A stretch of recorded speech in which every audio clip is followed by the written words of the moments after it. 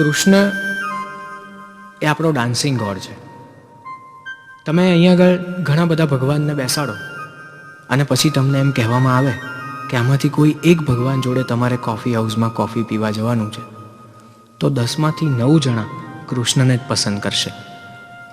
કારણ કે જગતનો આ પહેલો ભગવાન એવો છે જે માણસ જેવો વધારે લાગે છે. તમે કોઈ ભગવાનને હિંચકામાં ઝૂલતા ક્યારેય નહીં જોયા હોય. એની મસ્તી જે છે એ, મેં અગાઉ કહ્યું એમ, રાધાને વસમું ન લાગે એમ ગોપીને વહાલ કરે છે. એટલે જ આપણો એક કવિ કહે છે કે એક રાતે કૃષ્ણમાંથી બાદ રાધા, આટલા આંસુ પછી વરસાદ રાધા, ને એટલે તો જિંદગીભર શંખ ફૂંક્યો, વાંસળી ફૂંકે તો આવે યાદ રાધા. પણ આ રાધા અને કૃષ્ણની જે ખટમીટી મસ્તી છે એને માણવા જેવી છે. સાથે મળીને માણીએ.